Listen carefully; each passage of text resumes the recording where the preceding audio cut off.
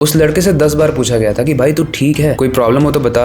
अगर इतना ही ज्यादा ऑफेंडेड था वो बंदा, तो हम उस चीज को आगे बढ़ने ही नहीं देते। मतलब ये शो लाइव ही नहीं हो। बड़े बड़े पॉलिटिशियंस सिर्फ ट्वीट कर रहे हैं, इन शोज को बैन करना चाहिए, इन लोगों को फांसी पे चढ़ा देना चाहिए। जितने व्यूज आ रहे थे उससे भी और कम व्यूज हो गए, और समय का धंधा तो एक तरीके से पूरे तरीके से चौपट हो चुका। तो उससे पहले इन्फ्लुएंसर्स इस तरीके का कंटेंट बनाने से बहुत डरते थे। समय ने एक शो में अपने क्रिटिक्स को लेकर भी इतनी घटिया बात बोली थी जिसे मैं यहाँ पर बता भी नहीं सकता। उनकी मदर के क्लिनिक में जाके डेथ थ्रेट्स दे रहे हैं। बागेश्वर धाम वाले बाबा बोलते हैं कि उनको साफ कर देना चाहिए। पिछले कुछ दिनों से पूरे इंटरनेट पर सिर्फ दो लोगों की ही चर्चा हो रही है। न्यूज चैनल्स भी दूसरे इश्यूज को छोड़कर केवल रणवीर इलाहाबादिया और समय रैना पर शोज बना रहे हैं, और यहाँ बैठकर पैनलिस्ट दोनों को मॉरल वैल्यूज देने में लगे हुए हैं। लेकिन अगर मैं कहूँ कि रणवीर इलाहाबादिया एकदम इनोसेंट है, समय रैना भी अपनी जगह पर ठीक है, और रेबल किड ने भी जो शो पर कहा वो पूरे तरीके से ठीक है, तो क्या आप मेरी बात को मानोगे? और हाँ, रही बात नेशनल क्रिएटर अवार्ड्स की जो रणवीर इलाहाबादिया को मिला है, उसके बारे में इतना क्वेश्चन कर रहे हो, तो एकता कपूर को जो अवार्ड्स मिले हैं उसके बारे में क्वेश्चन क्यों नहीं हो रहा है? क्योंकि उन्होंने भी कुछ अश्लील तरीके की OTT वेब सीरीज बनाई हुई है। बड़े बड़े पॉलिटिशियंस सिर्फ ट्वीट कर रहे हैं, इन शोज को बैन करना चाहिए, इन लोगों को फांसी पे चढ़ा देना चाहिए। लेकिन जानते हो किस लिए? सिर्फ लाइमलाइट में आने के लिए। क्योंकि जिन पॉलिटिशियंस ने इंडियाज गॉट लेटेंट के खिलाफ और रणवीर इलाहाबादिया के खिलाफ ट्वीट किया है, वो अपने स्टेट की बेरोजगारी, रोजगार के लिए तमाम पार्टियों के मैनिफेस्टो में किए जा रहे बड़े बड़े वादे एक छलावे से ज्यादा कुछ नहीं लगते। Pollution, The average AQI reading in the city is 488, almost 5 times the advised level. Corruption, अरे करप्शन के ऊपर आप डेटॉल से मुंह साफ कर दो भैया। अपने roads, 200 meters of road could not be built for 2 years,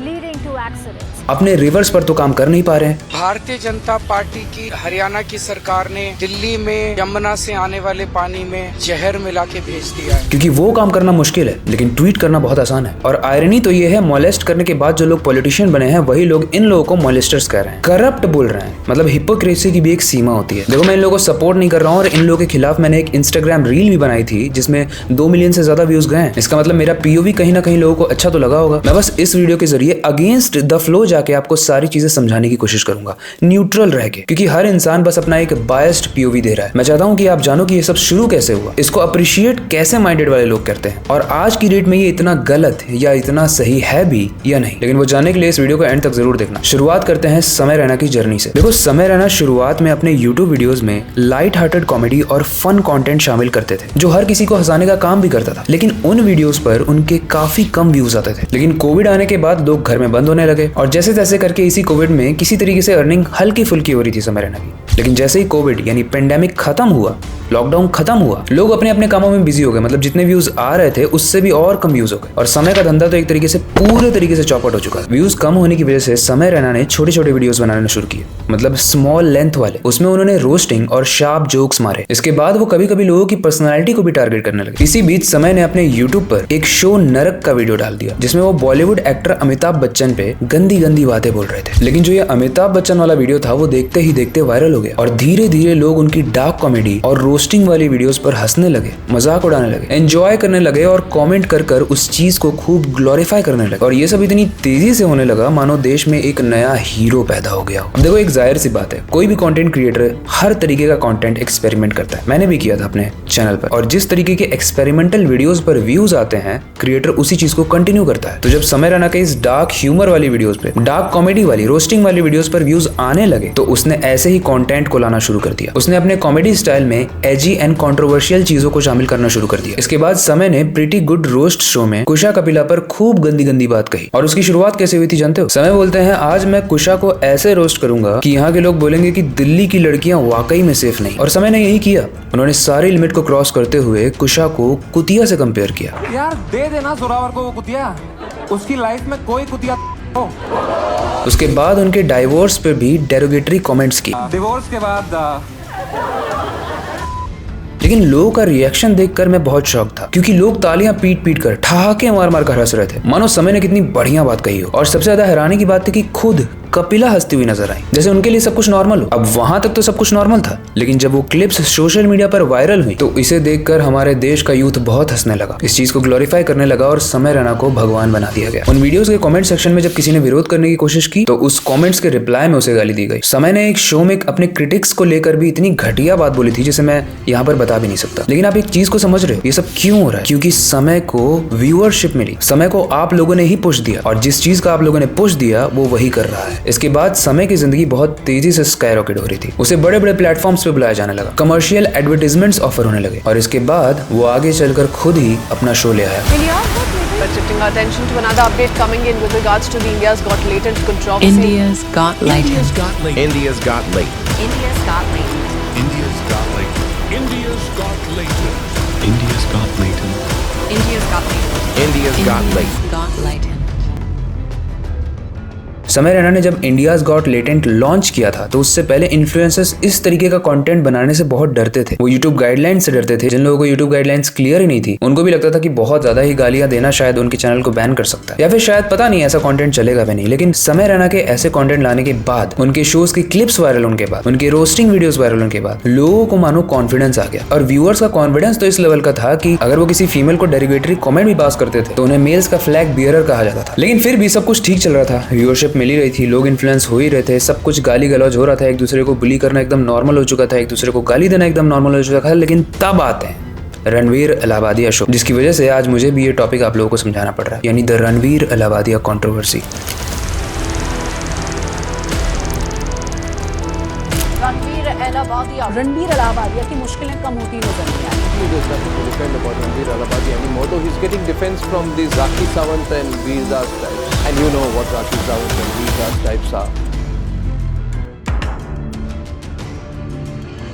जैसे ही इंडियाज गॉट लेटेंट में रणवीर अलाहाबादिया की एंट्री होती है और उनके द्वारा किए गए क्वेश्चंस पर कंट्रोवर्सी शुरू होती है, सब लोग इनके खिलाफ हो जाते हैं। सब लोग मॉरल वैल्यूज और वल्गैरिटी की बात करने लगते हैं। हैरानी की बात यह थी कि कल तक जो इन्हें हीरो मान रहे थे आज वो इन्हीं को ज्ञान दे रहे हैं, और कुछ ने तो हिपोक्रेसी की सारी लिमिट क्रॉस करते हुए उन्हें फॉलो करते हुए भी ज्ञान दे दिया। जो नेता, जो एक्टर, जो मिलिट्री पर्सनल, जितने भी लोग रणवीर अलाहाबादिया के पॉडकास्ट पर जा चुके थे उसमें से बहुत सारे लोगों ने रणवीर के अगेंस्ट FIR दर्ज कर दिया। और कभी प्रधानमंत्री द्वारा बेस्ट क्रिएटर अवार्ड जीतने वाला रणवीर अलाहाबादिया अचानक से इस देश के लिए विलन बन गया। वेल, आप में से बहुत लोगों को इस इंडियाज गॉट लेटेंट के बारे में नहीं पता होगा। थोड़ा सा आइडिया देता हूँ, ये शो है कैसा और क्या होती है रोस्टिंग, क्या होता है डार्क ह्यूमर, क्यों है ये इतना पॉपुलर यंगस्टर्स के बीच में। देखो, रोस्टिंग का एक सिंपल सा मतलब है फनी तरीके से नीचा दिखाना। देखो, स्टैंड अप कॉमेडी में और टेलीविजन कॉमेडी शो में व्यूज के लिए परमिशन लेकर एक दूसरे की इंसल्ट की जाती है। लास्ट में जब एपिसोड्स खत्म होते हैं तो सरप्राइजिंगली कोई हार्म नहीं होता, मतलब जिसकी बेइज्जती की गई है और जिसने बेइज्जती की है सब लोग आपस में हाथ मिलाकर शो को एंड करते हैं हंसी खुशी। और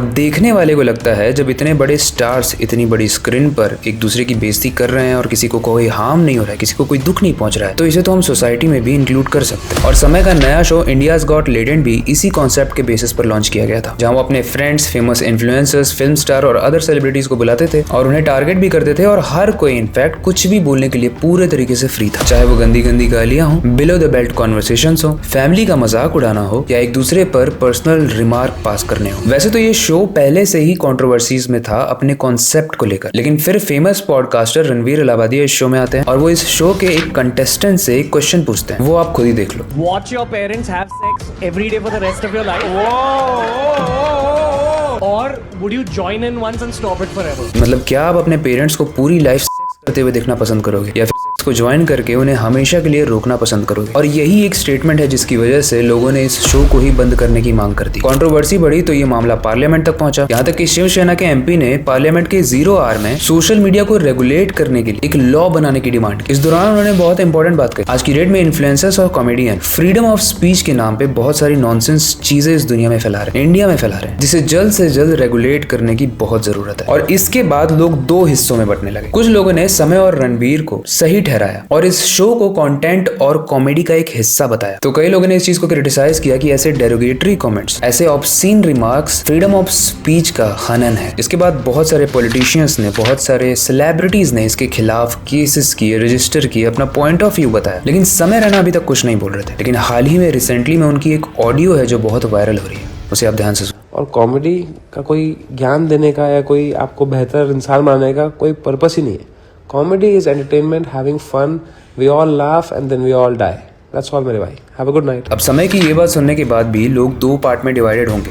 कुछ लोग इस चीज के सपोर्ट में होंगे कि हाँ समय सही कह रहा है कि उसने जब इस शो को लॉन्च किया, इस कॉमेडी शो को लॉन्च किया, तो उसने लोगों को चेंज करने का ठेका नहीं लिया था, उसने बस लोगों को एंटरटेन करने का ठेका लिया था और इसमें कोई लिमिट नहीं हो सकती। लेकिन हम ये चीज भी नहीं बोल सकते कि समय जैसे लोग कहाँ से इंस्पायर हुए होंगे। हेरा फेरी जैसी मूवीज और ऐसी मूवीज जिसमें अभद्र डायलॉग्स होते हैं उनको हम लोग ग्लोरीफाई करते हैं, उसको हम बहुत कूल मानते हैं। और समय जैसे लोग और वैसे सारे ही बड़े इन्फ्लुएंसर्स जो रोस्टिंग या गाली गलौज करते हैं वो सब बॉलीवुड का ही एक बाय प्रोडक्ट होते हैं। उसके बाद वो छोटे इन्फ्लुएंसर्स जो इन इन्फ्लुएंसर्स को देखकर अपना यूट्यूब चैनल या फिर अपना रोस्टिंग चैनल बनाते हैं वो उसका एक बाय प्रोडक्ट होता है। बेसिकली एक डोमिनो इफेक्ट होता है। अगर आपने अभी तक बॉलीवुड को बायकॉट नहीं किया, बॉलीवुड की वो ऑब्सीन रिमार्क वाली मूवीज को बायकॉट नहीं किया, उन सीन्स को बायकॉट नहीं किया, तो आपने एक तरीके से पुश दिया उन लोगों को जो उस चीज को देखकर रेप्लिकेट कर सकते हैं, अपना शो वैसा ही बना सकते हैं। और समय रैना हमारे पास उसी चीज का एक जीता जाता एग्जाम्पल है। तो अब आप बताओ कि ये गलती किसकी है? ये गलती इकलौते समय रैना की है या हमारी पूरी सोसाइटी की है जिसने इन सारी ही चीजों को ग्लोरीफाई किया, कमेंट सेक्शन में उसकी वाहवाही की, उस लड़के को आपने अप्रिशिएट किया, तभी तो आज वो लड़का इस तरीके का कंटेंट लाने लगा। और जहां बात करें समय रैना की, तो समय रैना के इस शो को लॉन्च करने के बाद कुछ अच्छी चीजें भी हुई। ऐसा कौन सा शो है जिसमें डिसेबल्ड या स्पेशली एबल्ड लोगों को बुलाया जाता है? मुझे याद है एक ब्लाइंड लड़का आया था, काफी ज्यादा एंटरटेनिंग था, बट क्या उसे कहीं और भी अपॉर्चुनिटी मिलती? उसे शायद कोई एक बॉलीवुड की मूवी भी साइन करने को मिली है या कोई तो ऐसी वेब सीरीज मिली है। ऐसे सारे ही लोग जिनके लिए टीवी पर जाना बहुत मुश्किल था, समय ने अपने शो में इन्वाइट करना उसको आसान बनाया। और बहुत सारे लोगों की तो लाइफ भी उसके बाद बनी। बहुत सारे ऐसे आर्टिस्ट आए जिन्हें और कहीं पर ऑप्शन नहीं मिल रहा था, लेकिन समय रैना के शो पर उन्हें अपॉर्चुनिटी दी गई, उन्होंने अपना आर्ट दिखाया। अब मुझे पता है आप में से बहुत लोग मेरे बारे में बुरा सोच रहे होंगे या मुझे गाली देने का मन कर रहा होगा, तो एक चीज बताता हूँ। समय रैना वाला ये जो एपिसोड था, इस एपिसोड का एक वहां पर बंदा जिसने इस एपिसोड को लाइव अटेंड किया था, उसकी एक क्लिप वायरल हो रही है, पहले तो आप वो देख लो। मुझे पता है क्या हुआ। I was in audience, that kid came, Ranveer said that joke. After saying that joke, Ranveer like उसने 3 से 4 बार बोला लगा, सॉरी आपको बुरा तो नहीं लगा, सॉरी आपको बुरा तो नहीं लगा। I know sorry doesn't fix everything, but still he was like he make sure that kid was comfortable। उसके बाद भी थोड़ी देर वो बच्चे थोड़ी बातें की ने, एंड देन समय ने भी उसको बोला कि आर यू ओके विद। उसके बाद ये सब होने के बाद that kid also won the show. उसको तभी भी यही बोला कि लाइक व्हेन ही वॉन, तो सब ऐसे सेलिब्रेट करने गए। रणवीर उसके पास गया, उसको हक किया, भाई you okay, you look good, but sorry if you felt ऐसा वो जोक्स के लिए एंड ऑल। समय ने भी बोला यू किल्ड इट भाई, क्रेजी एंड ऑल। तो बस यही बोल रहा हूँ कि यार बिन बात का हेट नहीं। इस क्लिप में वो बता रहा है कि वो समय रैना वाले शो में जब गया था तो रणवीर इलाहाबादी ने जो भी कमेंट्स पास किए थे उस लड़के पर, जिसको लेकर आप लोग इतना भड़के हुए हो, उस लड़के से 10 बार पूछा गया था कि भाई तू ठीक है, कोई प्रॉब्लम हो तो बता। अगर इतना ही ज्यादा ऑफेंडेड था वो बंदा, तो हम उस चीज को आगे बढ़ने ही नहीं देते, मतलब ये शो लाइव ही नहीं होता। लेकिन वो ओके था, रणवीर भी ओके था, सब कुछ सही चल रहा था। शो का एंड हुआ और वापस आके वो दोनों उस बंदे से पूछते हैं कि भाई तू अभी ठीक है ना, ऐसा तो नहीं कि किसी तरीके की प्रॉब्लम हो रही है, हम बंद कर सकते हैं। लेकिन उसने बोला आई एम फाइन। उस बंदे ने शो भी जीता। तो जब अंदर सब कुछ सही चल रहा है तो बाहर आने के बाद एकदम से क्यों अगेंस्ट द फ्लो हो गया? आप लोगों को नहीं लग रहा कि राइट नाउ भारत में ऐसे बहुत सारे मुद्दे हैं जिन पर हमें ध्यान देने की जरूरत है, बट उन पर ना ध्यान देके, क्योंकि उस पर कोई प्रोग्रेस ही नहीं हो रहा है। पुरानी ऐसी चीजें जिसका वेट करते करते लोग मर गए, क्योंकि उन पर कोई प्रोग्रेस ही नहीं हो रहा है, तो मीडिया को व्यूज भी नहीं मिलेंगे। मीडिया को व्यूज कहाँ मिलेंगे? किसने किसको गाली दी है उसको जेल पहुंचाओ, उसको फांसी दो। देखो इसका बॉर्डर लाइन इफेक्ट क्या है। भले ही कंट्रोवर्सी के बढ़ जाने से आज समय और रणवीर को ट्रोल किया जा रहा है, लेकिन क्या ऐसे कंटेंट आज से ही बन रहे हैं? और अगर नहीं तो इसकी शुरुआत कहां से हुई और इसको रोका क्यों नहीं गया? गाइस भारत में ऐसे इन्फ्लुएंसर्स की लिस्ट काफी लंबी है, जैसे कैरी मिनाटी, एल्वेश यादव और मुनावर फारूकी जैसे इन्फ्लुएंसर्स लगातार ऐसे सोशल अनएथिकल शोज ला रहे हैं। और जैसे मैंने बताया कि ये लोग बड़े लेवल वाले लोगों से इन्फ्लुएंस होते हैं, तो बॉलीवुड डायरेक्टर करण जौहर भी अपना शो लाए थे जिसका नाम था कॉफी विद करण, जिसमें बॉलीवुड स्टार्स से, क्रिकेटर्स से और दूसरे पॉपुलर सेलिब्रिटीज से ऐसे ऐसे क्वेश्चन पूछते थे जो इंडियन सोसाइटी के लिए तो बिल्कुल भी ठीक नहीं, लेकिन फिर भी आप लोगों ने एक्सेप्ट किया, राइट? उस शो में भी एक ऐसी कंट्रोवर्सी हुई थी जिसकी वजह से हार्दिक पांड्या और केएल राहुल को बीसीसीआई से कुछ दिनों के लिए बैन कर दिया गया था। अब देखो कुछ लोग तो इसमें बोलते हैं कि इन लोगों के पास खुद का कंटेंट नहीं होता है, तो ये फॉरेन कॉन्सेप्ट को यहाँ पर लाने की कोशिश करते हैं। और रणवीर इलाहाबादिया का भी वो डार्क क्वेश्चन वेस्टर्न शो ओजी क्रू ट्रुथ और ड्रिंक से कॉपीड था। Would you rather watch your mum and dad have sex every night for the rest of your life, or join in one time to make it stop and never have to watch it again? और ये सब क्यों किया जाता है पता है?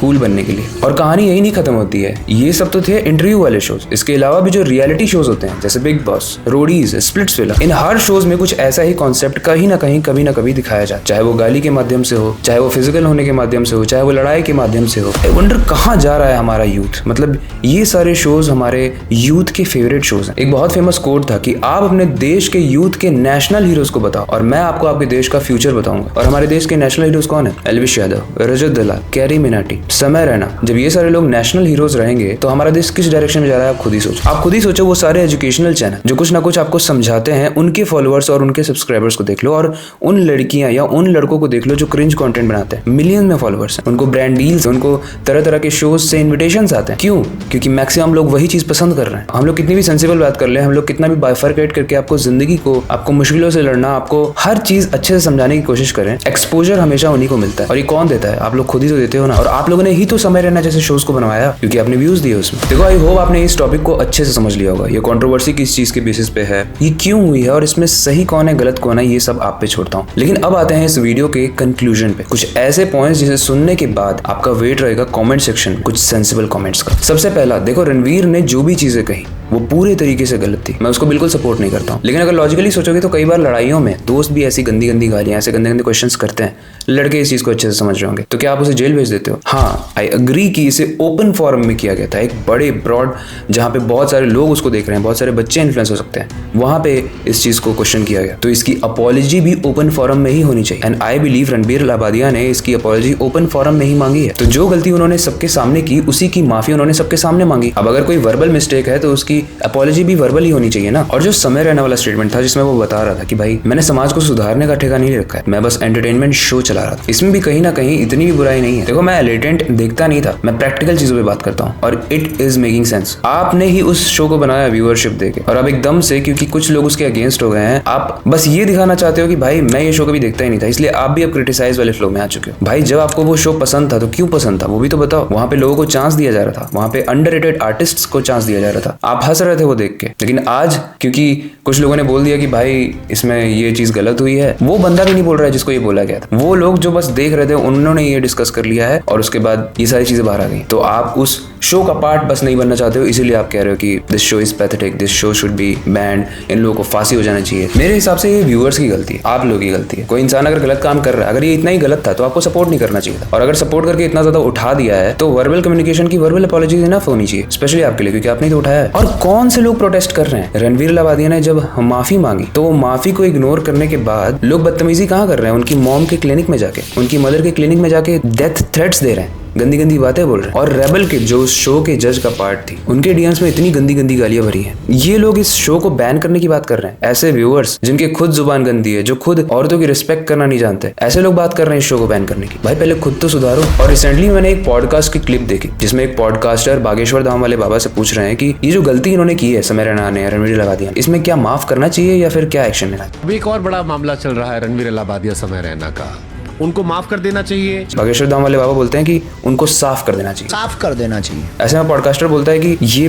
बहुत गहरी बात बोल रहे हैं आप, बहुत गहरी बात बोल रहे हैं अभी। हाँ। ये गहरी बात है, मतलब एक तरीके से इसको वेटेज दी जा रही है। और उनका स्टेटमेंट, मतलब दोनों ही स्टेटमेंट कहाँ जा रहे हैं, क्या सोच बन रही है हम लोगों की, और हम उसको सपोर्ट कर रहे हैं, उनके कमेंट सपोर्ट्स में आ रहे हैं। अगर साफ उन लोगों को करना है जिन्होंने ये सारे एब्यूजिव लैंग्वेज बोली है, जिन्होंने इस शो को बनाया, तो साफ उन लोगों को भी करो जिन्होंने मेंबरशिप ली थी उसकी, वो लोग भी तो उसे सपोर्ट ही कर रहे थे ना, व्यूअरशिप लेवल पे भी और मॉनेटरी लेवल पे भी। पैसे दे के मेंबरशिप ली जाती है। और एक बात बताओ, हर एपिसोड में 2 मिलियन से ज्यादा व्यूज ऑन एन एवरेज रहते थे, और एक एवरेज भी अगर 2 मिलियन माने तो 20 लाख होते हैं। और यानी 20 लाख लोग जो इस शो को सपोर्ट कर रहे थे उनको भी साफ कर देना चाहिए, क्योंकि हम सफाई तो पूरे हर तरीके से कर रहे हैं, राइट। और मेरे दोस्त जो मेरी इस वीडियो को देख रहे हैं ना, आपने भी कभी ना कभी लेटेंट का शो क्लिप देख के ठहाके मारे ही हो, तो साफ तो आपको भी होना पड़ेगा। मतलब does it even making sense? हमारे पास सारे मेजर मुद्दे खत्म हो गए, गहरे मुद्दे खत्म हो गए। देखो, आई अंडरस्टैंड कि हम एक ऐसा समाज है जहाँ पे दूसरी बहन और बेटियों को भी अपना मान लेते हैं, और उनको अगर कोई बोलता है तो उनके लिए भी हम लड़ जाते हैं। हम ऐसे समाज से, तो गाली देना तो टोटली नॉट एक्सेप्टेबल। लेकिन आपको नहीं लगता कि एकदम से ये सारी चीजें हो गई, आपको मैनिपुलेट किया जा रहा है इंपॉर्टेंट न्यूज से, आप ऐसे स्टेटमेंट्स को गहरा कह रहे हो,